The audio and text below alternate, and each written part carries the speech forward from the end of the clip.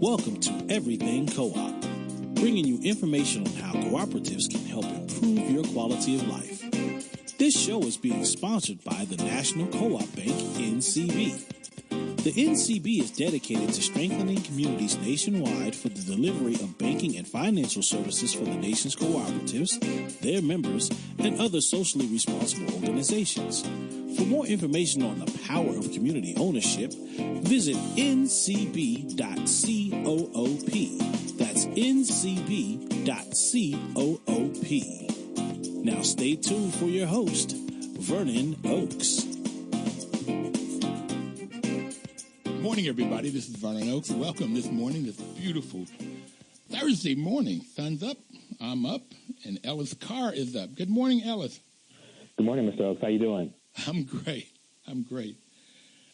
You are the CEO and president of Capital Impact. That's correct. How did you get that job? That's a powerful job. That's an important job. It is. A lot of luck.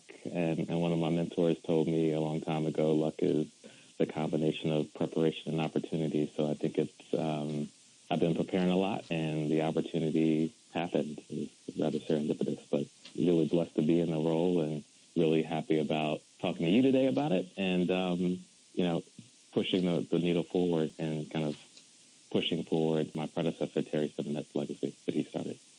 Yes, we've had Terry Simonet on the program, and he was so low-key, I had no idea of everything that you guys do, Capital Impact. As a matter of fact, I was surprised to see that he retired. Mm-hmm. So let's talk first about your background. What are some of the things you did to prepare? Sure. So I think me being born who I was helped to actually put me in the seat. I think first and foremost, I'm from the Washington, D.C. area. I grew up in Silver Spring, Maryland, and both my parents are retired D.C. public school teachers. They both taught for over 20-plus years in D.C., which is very different than the D.C. today. But I think from them in particular, I learned the concept of giving back and the concept of community. And it was from both of my parents, particularly both of them, who talked about and expected more of their students and made sure that they understood that, there was life beyond high school and that their zip code didn't ultimately determine their future. They determined it. So I would say that was first and foremost kind of the kind of North Star that was put in my life many years ago. What did they teach? So my father, it's interesting, and you'll probably see this aspect of my personality a bit. My father taught driver's education, and so he's a very jovial type of person, has a great sense of humor, but also a serious side. And at the time, he was a deacon in the church and went on to be a pastor. So when he got you in the car and you were driving, he would talk to you about life. Okay. So he'd get you laughing and then hit you with the serious. And then my mother was similar but different, much more business-minded, and she was a math teacher, so kind of quantitative in nature. And I think that's where I get a lot of my quantitative background as well, growing up in the accounting and finance space. But professionally, I've kind of been on the journey in the finance and accounting space, spending a little less than 20 years in for-profit financial services, both here domestically and abroad. First starting out with an organization called Ellis Background, which is an old investment house, acquired by Deutsche Bank, I think in my first year that I started there, and working in kind of fixed income fund management there, and then had the pleasure and the opportunity to be a part of their first management leadership exchange program, and I spent a year in Dublin, Ireland, which is, wow, I learned a lot there, specifically around how to manage people who may not be incentivized or motivated by the things that you are, particularly when you are the newcomer, you are the foreigner in this case. So I had a lot to learn, and I learned more than anything to just take a step back and listen and observe. Listen. All right. Listen. Absolutely. Have to do that. So what was your education to get you to your first job and then end up in Dublin, Ireland?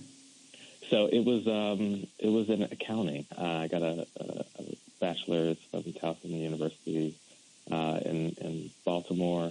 And to be honest with you, accounting wasn't my first love. It was actually a little bit too rules-driven for me, and I like to color outside of the lines a bit and think about things in different ways because I knew that there was more than one way to solve something. Mm-hmm. And I took my first finance class and fell in love, but my parents said you got 4 years to get out of school. Otherwise, it's on you. So I got my degree in accounting, but quickly got internships in finance, and that's kind of where I stayed, just really kind of on that finance and accounting run. Do you have an MBA? No, I actually have a master's in real estate with a focus in finance from Georgetown. And I got that over 10 years after I graduated from undergrad because I wanted to really figure out exactly what I wanted to do and specialize a bit. So I spent some time after I left Deutsche Bank and went over and worked at Freddie Mac, which was a great experience for me. I worked over 10 years there, working in a variety of capacities, including capital markets, corporate finance, strategy, and lastly, in kind of the single-family business area. So there, I think I really had an opportunity both to embrace kind of my technical craft, which is kind of the finance, accounting, strategy area, always looking, and I found myself always looking to understand the bigger picture in things, mm-hmm. Which kind of led me through the roles that I took at Freddie. But then also I had great mentors. You talked about, well, what helped to prepare me. I had mentors and I had sponsors at Freddie.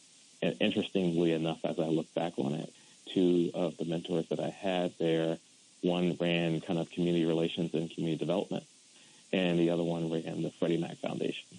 So I'd find myself oftentimes in their offices in our normal monthly or quarterly checkups and check-ins and talk about the work that they were doing. And I envied the work that they did because it really combined kind of the passion that I have for giving back, the passion that my parents gave me, instilled in me in terms of the community and my technical craft, which was finance and accounting.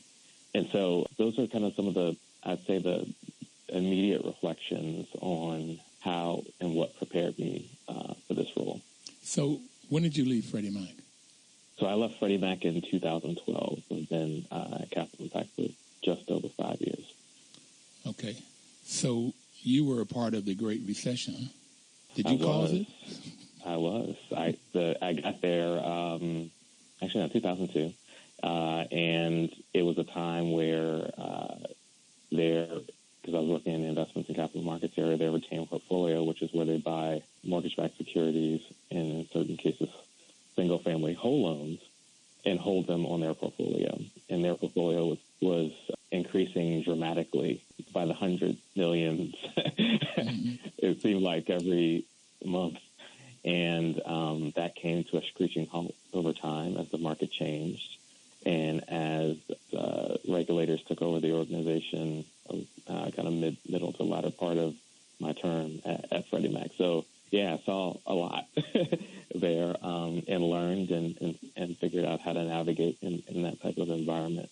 But, again, it was a great opportunity. It was a great experience to be able to, every 2 or so years, to get tapped to take on a new challenge in the organization and to learn a lot. So it really kind of taught me how to kind of parachute into a place, kind of assess the situation, again, going back to that call out before to listening mm-hmm. and observing, and then reacting and responding, which those really 4 things are really key to community development and the work that we do here at Capital Impact. So can you go over those 4 things one more time? So I'm not as young as I used to be, but I'll try to recall them and say them as eloquently as I did. I said, listen, observe, respond, and react. Okay, so listen, observe, respond, and react. And you had a great chance to do that in 07, 08, and 09 with the Great Recession. And Freddie had a huge portfolio of single-family homes and figure out what to do. All right. And then they put on top of you some regulators that came in and told you what to do. Correct. All right. Correct. And figure out how to work with them. So that was probably a great experience to help you to run an organization like Capital Impact. Yeah, it was. I mean, I will be remiss if I didn't mention my time prior to taking this role as the president and CEO, because what I think Capital Impact taught me and allowed me to do in particular, which I credit to Terry and his leadership and the rest of the great team that we have here, is just to be able to bring your whole self to work. Ellis, we've got to take a break now, our first break, and we're going to come back and talk about your whole self, bring your whole self to work. Sure. We'll pick right back up. If anybody has a question or a comment, please call 1-800-450-7876. We'll be right back.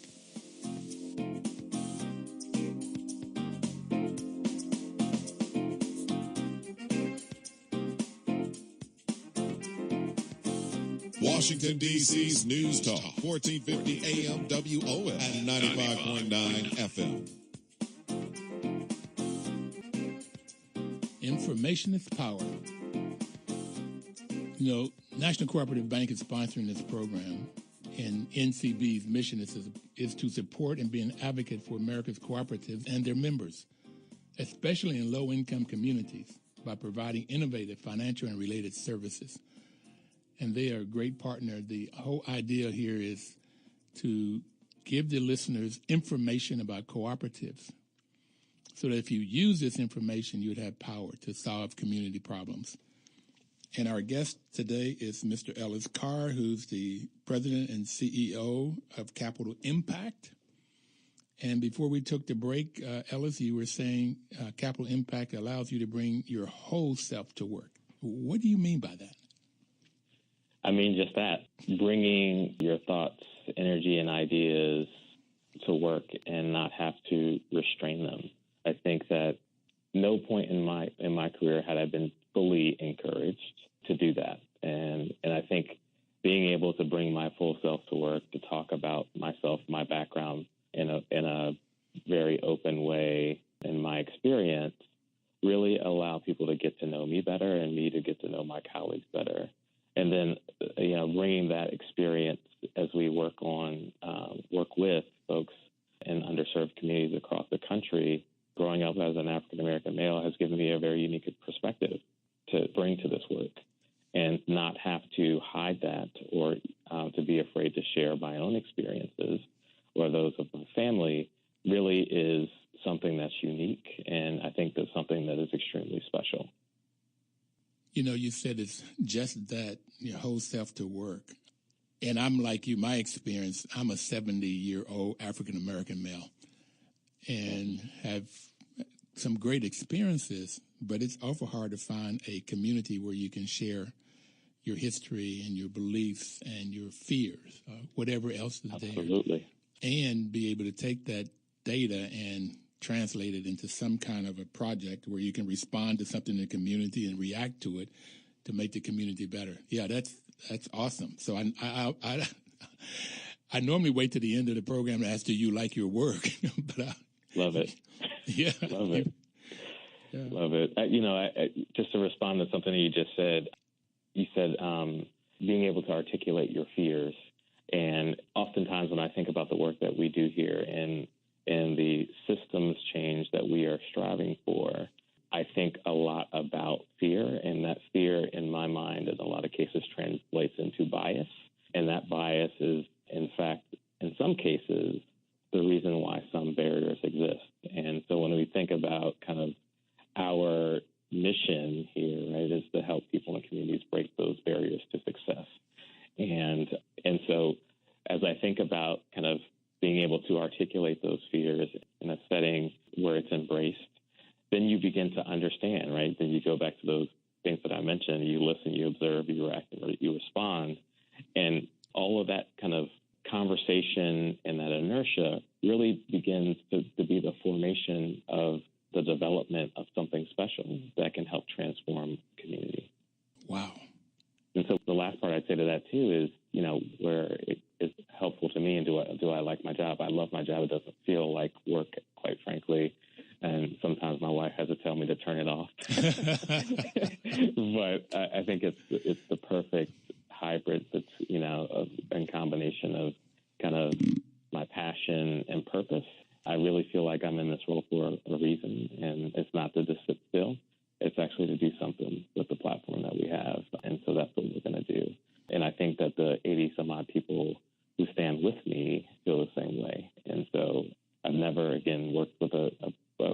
more committed and smart people in my career, and all marching in the same direction at the beat of the same beat of the drum. So it's been a great place, and one that I truly appreciate every day that I'm able to come in to work. You sound like Cornelius Blanding. I don't know if you know Cornelius. I do know Cornelius. Yes. He's the president and CEO of the Federation of Southern Co-ops.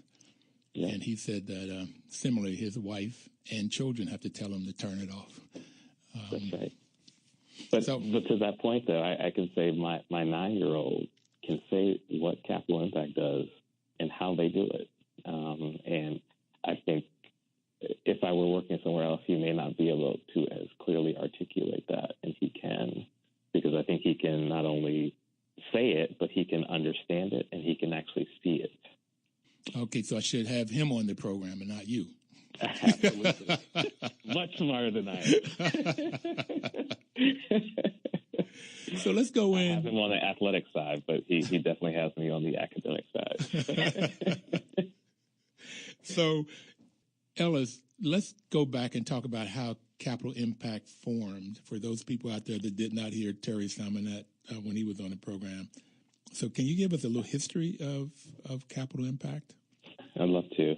And maybe I'll just start with today and then work backwards, because we've had a 30-plus year road, and, probably I will not be as eloquent as Terry probably was, because he was there from the start, over 30 years of the organization. But, first and foremost, Capital Impact is a national nonprofit community development financial institution, or CDFI, and headquartered here in Arlington, Virginia, with offices in Oakland, California, and Detroit, Michigan. And just for those folks who may not be familiar with the term CDFI, or community development financial institutions, CDFIs are private mission-driven financial institutions whose primary purpose is to unlock or accelerate economic opportunity in underserved neighborhoods.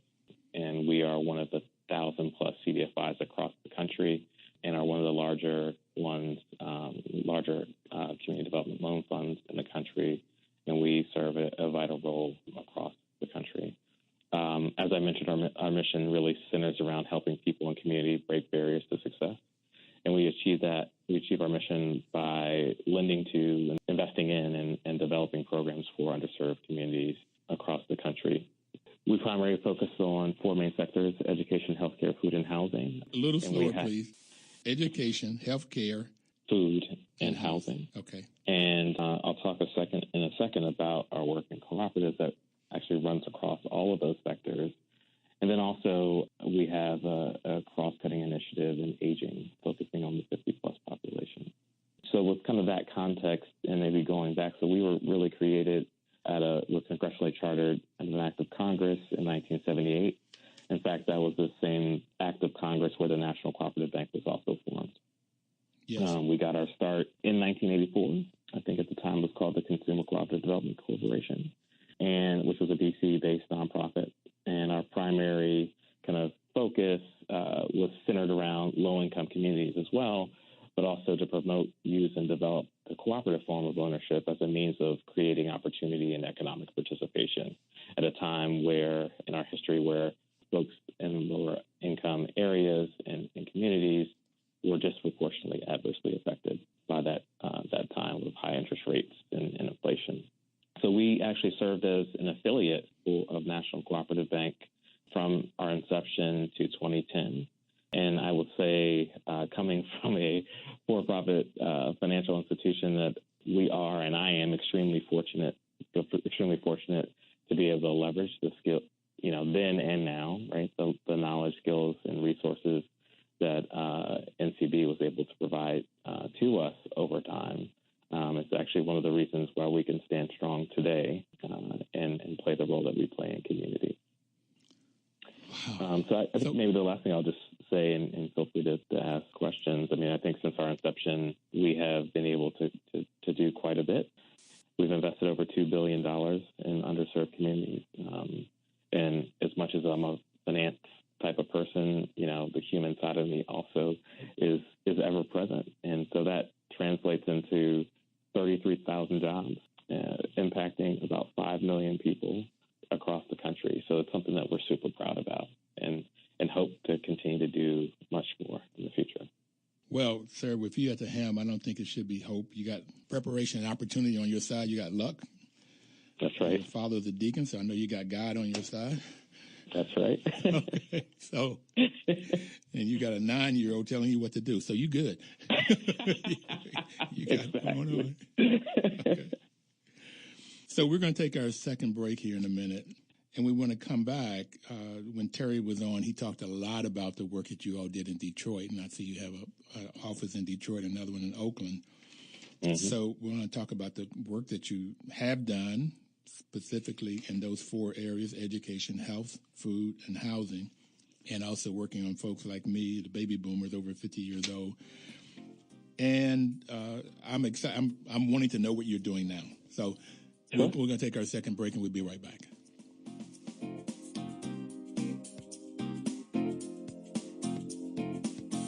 Washington, D.C.'s News Talk, 1450 AM WOS and 95.9 FM.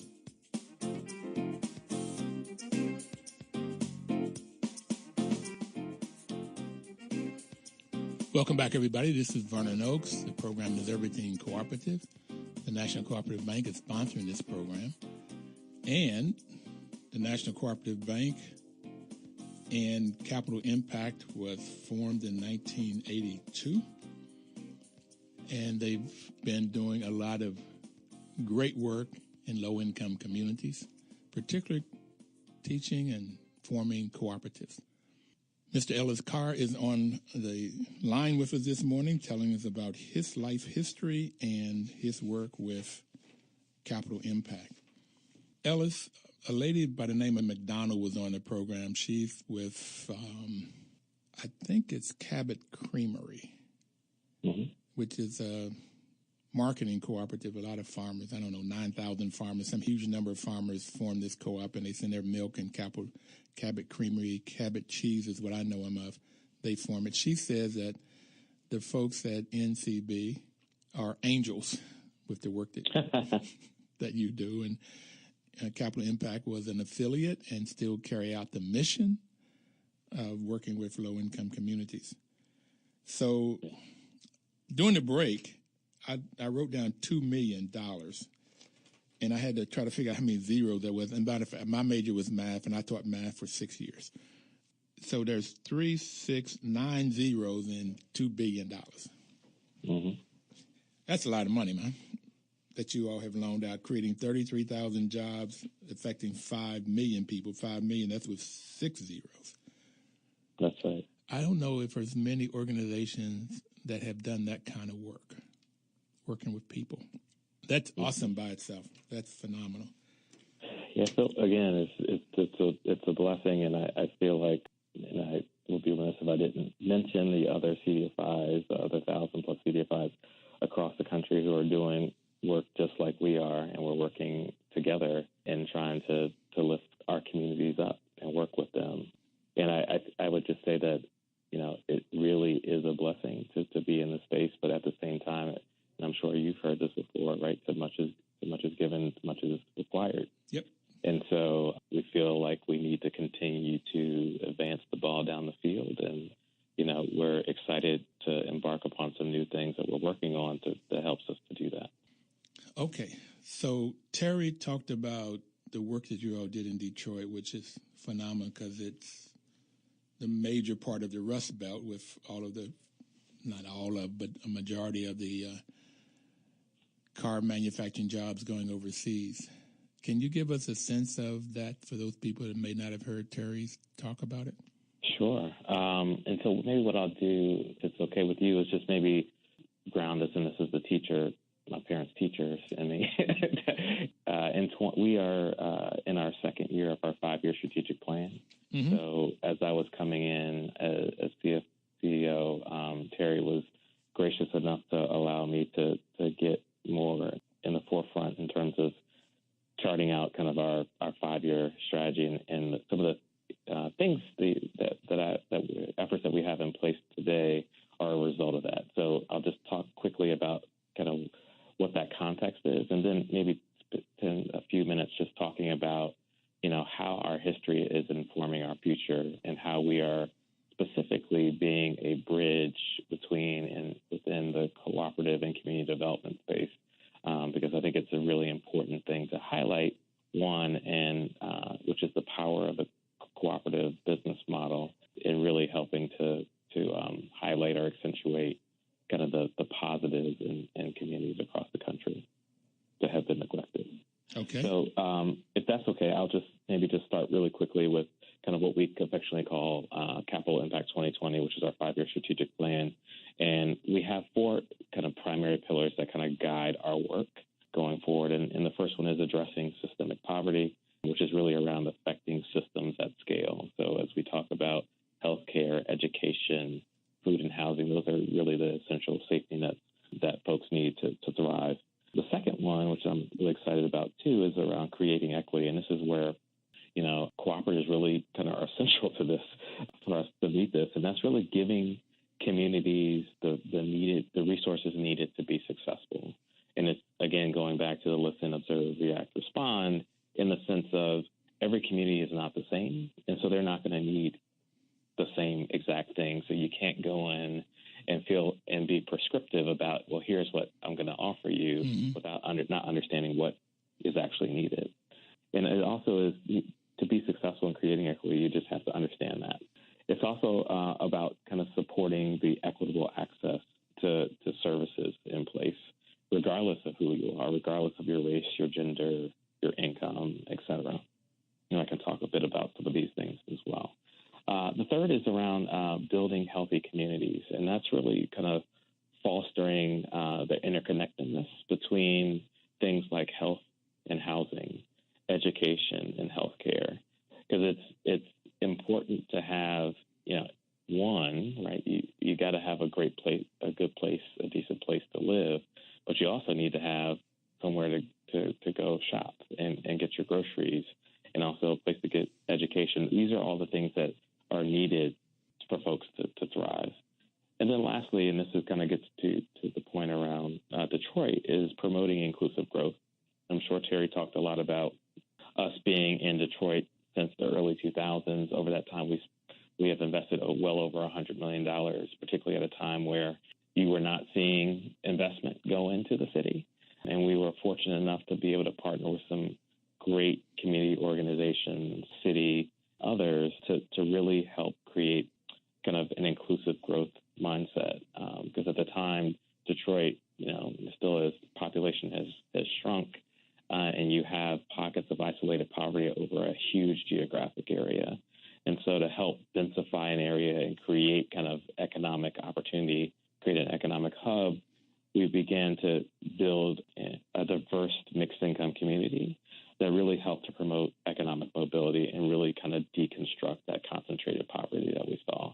And there's a number of things that we did to do that, and I can talk about those as well. But maybe kind of going through some of the things that I'm excited about in kind of support of kind of our strategic pillars, our Capital Impact 2020.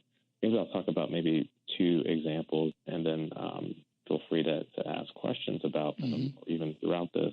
And I think, again, it really gets back to being that bridge between cooperative and community development.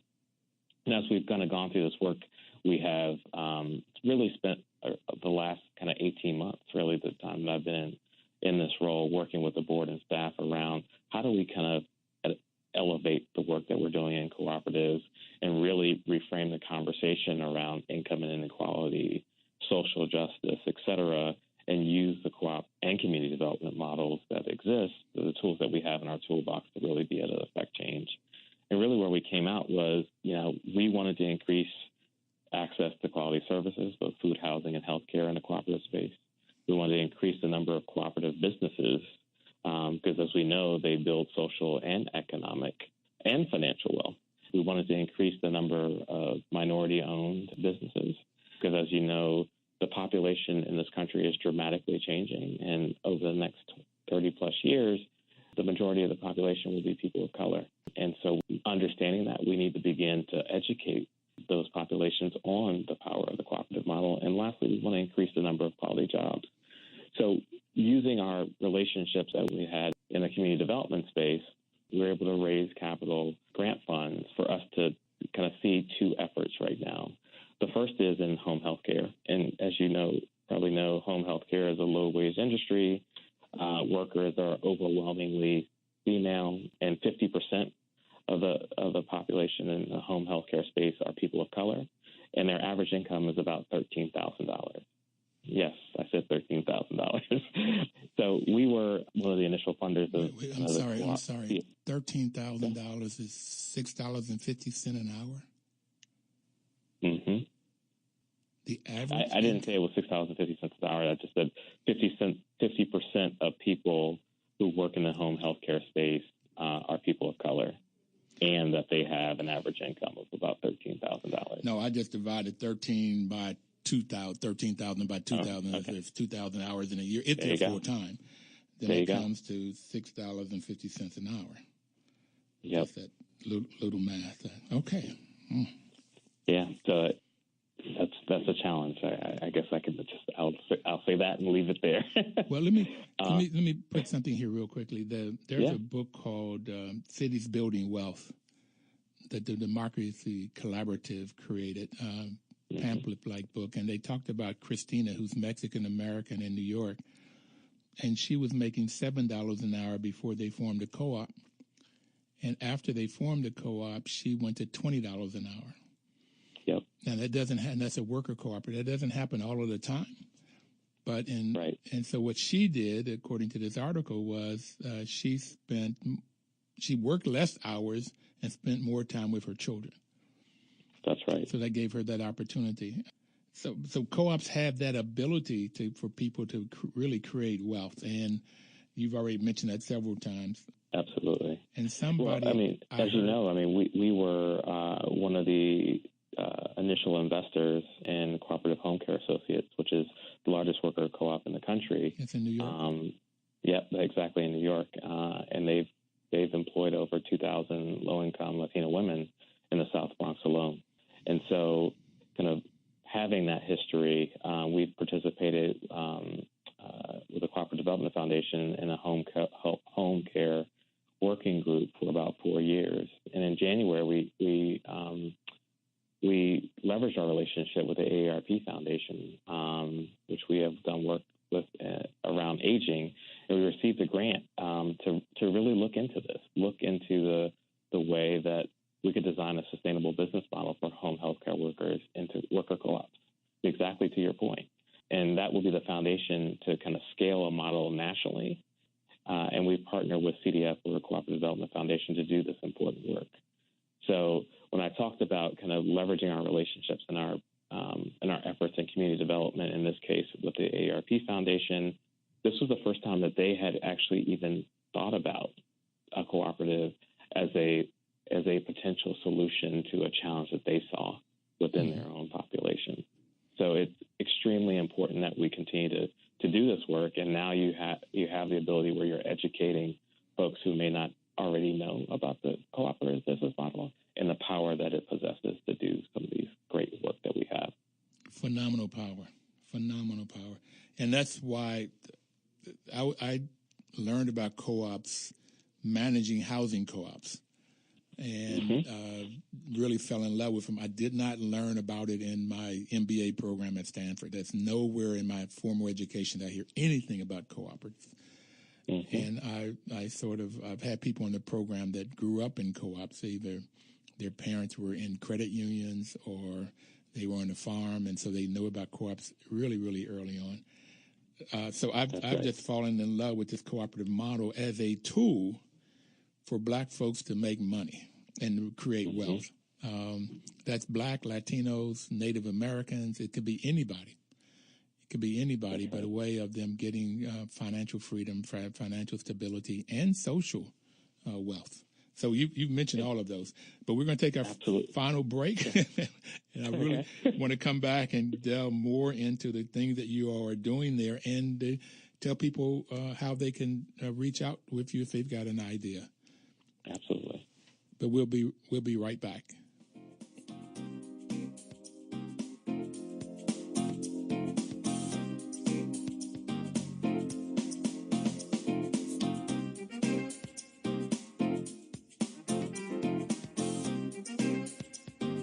Washington, D.C.'s News Talk, 1450 AM WOS and 95.9 FM.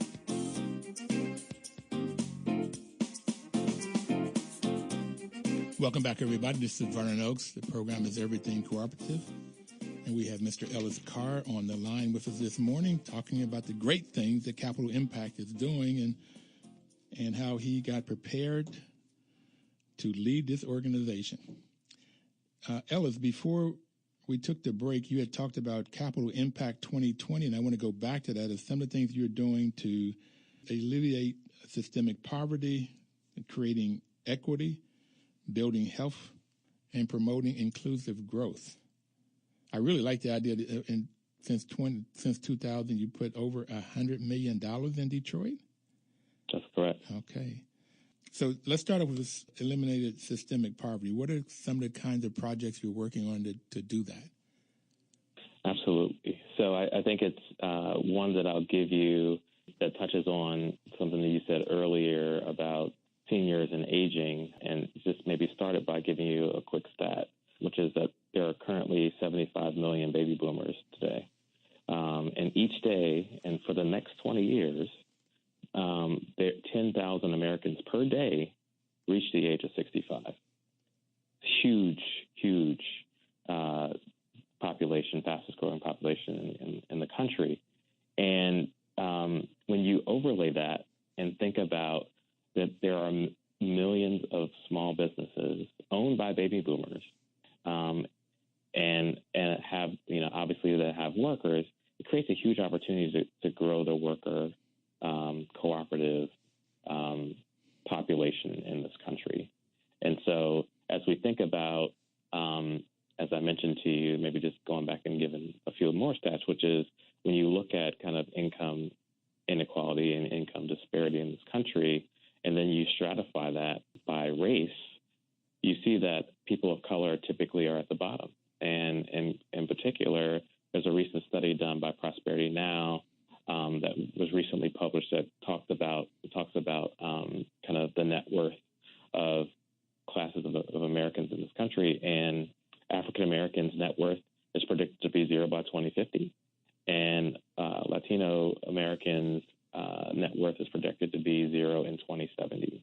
So when you think about aging baby boomers, the ability to move assets and wealth from those businesses and convert them into cooperatives, that represents a huge opportunity to change the scale in terms of creating equity and wealth and addressing poverty writ large.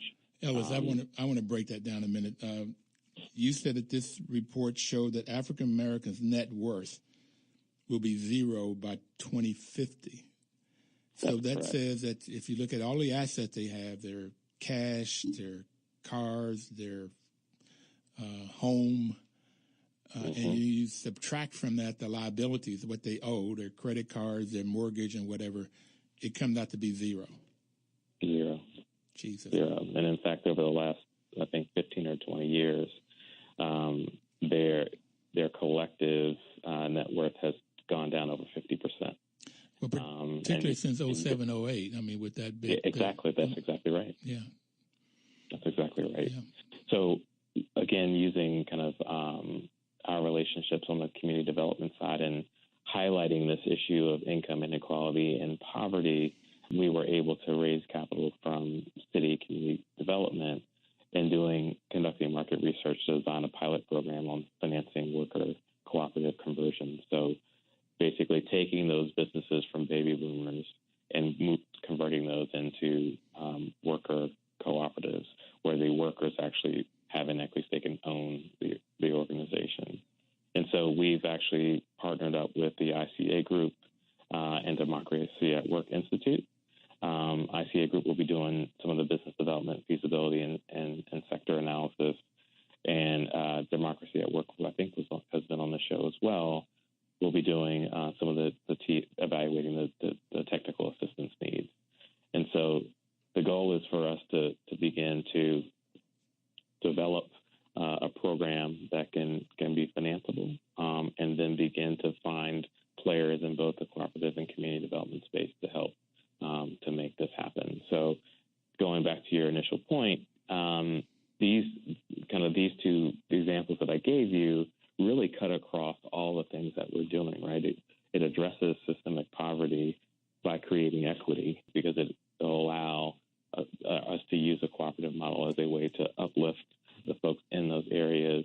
If they have the capital to spend, then they'll be able to afford the necessities in life, right? Education, food, healthcare, housing, and really supporting kind of the inclusive growth as well. Well, I'm still here shocked from this zero net worth by 2050 for African Americans and zero net worth by 2070 for our Latin brothers and sisters. That's shocking, and what's causing it to go down, because it's been up. So I would like to get that study.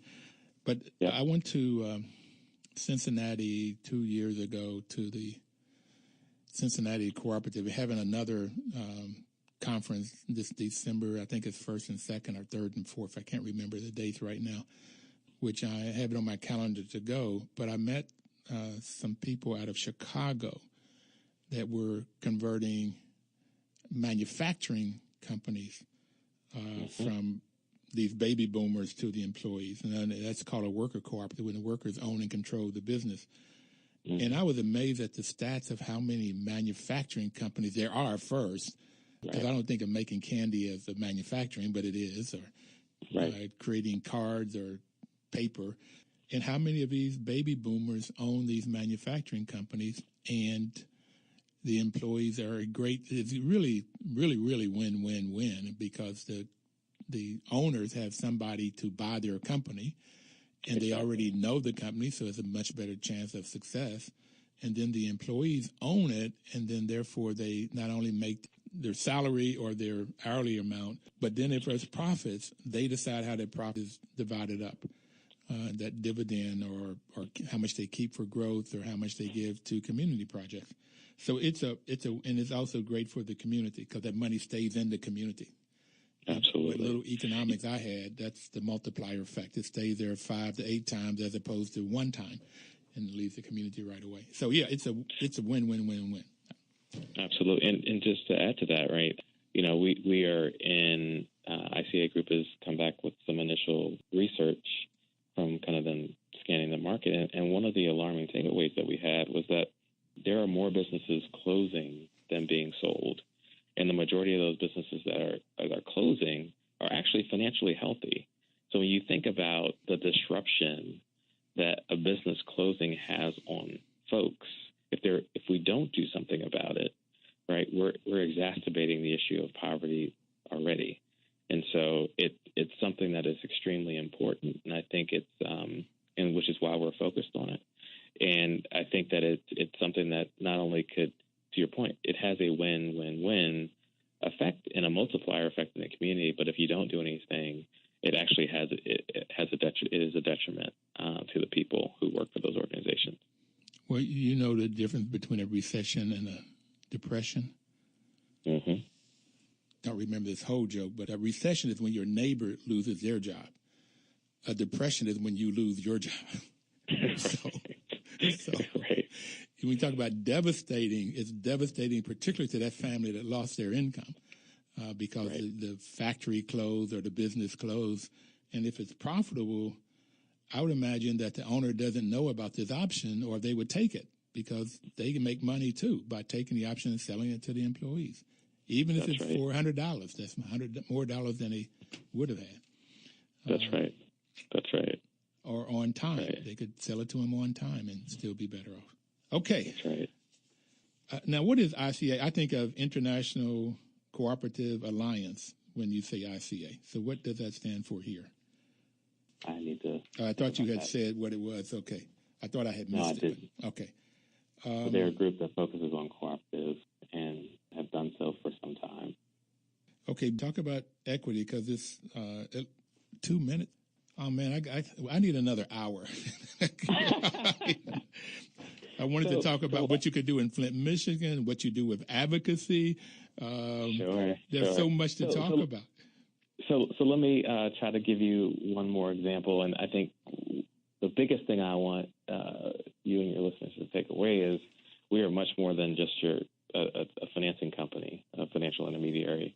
As you can see, we try to be extremely thoughtful about the challenges and the issues in underserved communities, and not only do, invest and lend, but we also do programs, and maybe that's where I'll focus on this last example, which kind of gets to your equity and healthy communities, and goes back to some of the work that we've done in Detroit. And so I've mentioned we've invested over $100 million in Detroit. We have done a mixture of investments in housing and other community development, community facilities like healthcare facilities, educational facilities, and retail grocery stores, but also financing food distribution, processing, and production.